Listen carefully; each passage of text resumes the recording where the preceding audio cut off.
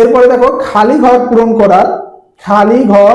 পূরণ করার আমাদের একটা ভাগ দেওয়া আছে। এটা কিন্তু আমাদের সাধারণ ভাগের মতোই, কিন্তু এখানে আমাদের এই যে ফাঁকা ঘরগুলো যেগুলো আছে এখানে কোন মানগুলো বসবে এটা ভাগ করে আমাদের হিসাব করে বসাইতে হবে।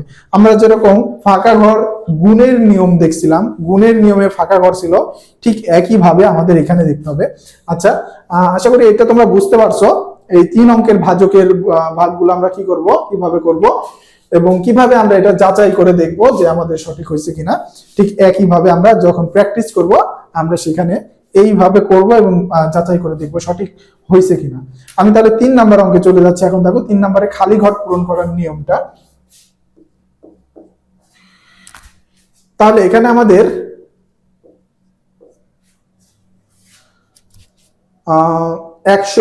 139 ভাজক এবং ভাজ্য হচ্ছে 9 এবং এখানে দেখো ফাঁকা ঘর আছে 5, 3।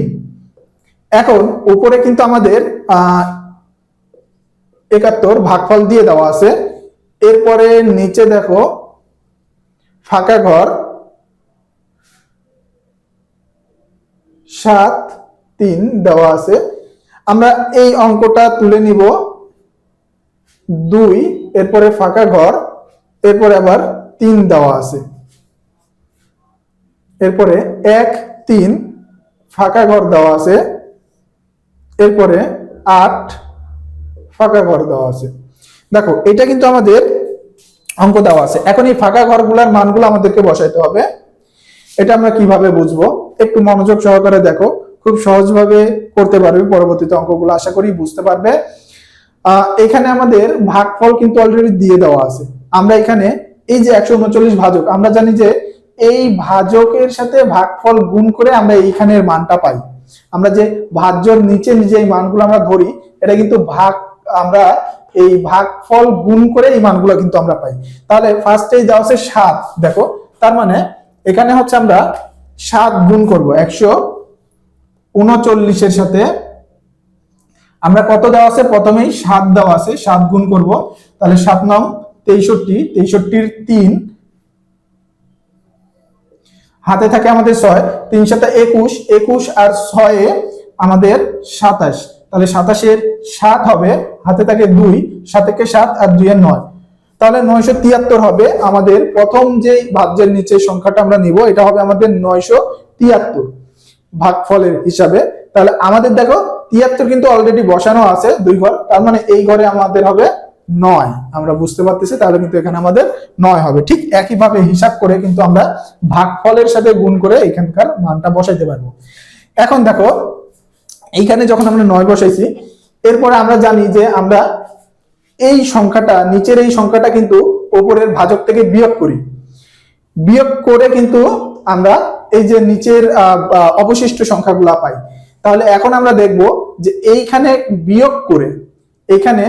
বিয়োগ করে আমরা কত মানটা পাচ্ছি। দেখো 5 এর থেকে ফার্স্টে হচ্ছে 3 আছে, কত হলে 5 পাবো, তাই না?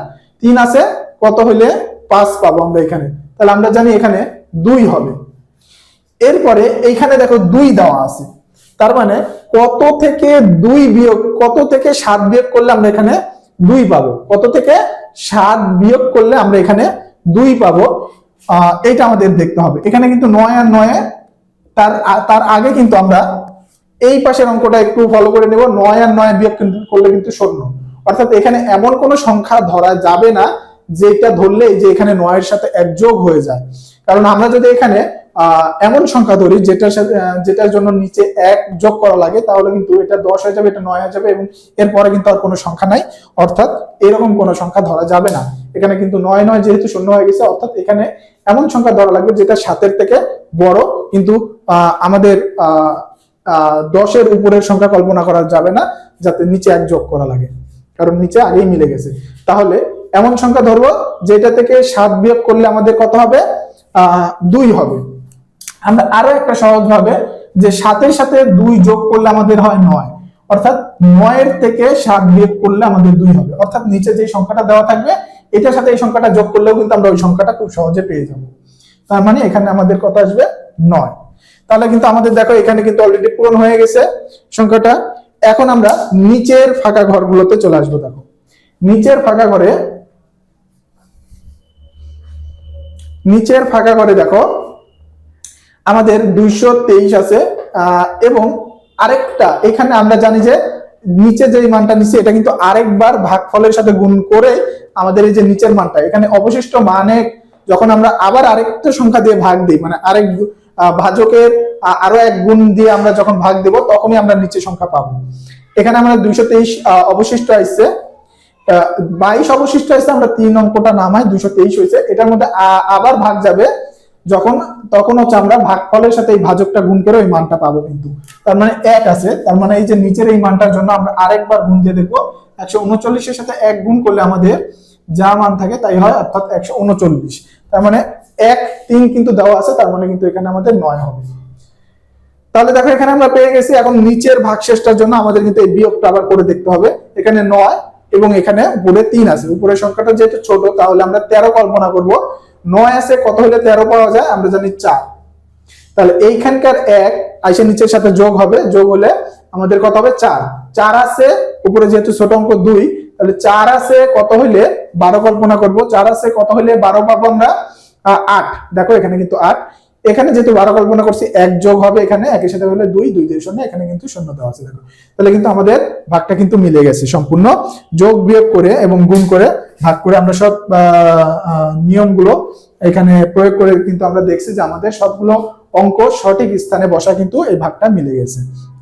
তো এইভাবে আমরা ভাগফল দেওয়া থাকলে ভাগফলের সাথে ভাজক গুণ করে পর্যায়ক্রমিক ভাবে কিন্তু আমরা ভাগটা মিলায় ফাঁকা ঘরের মানগুলো বের করতে পারবো।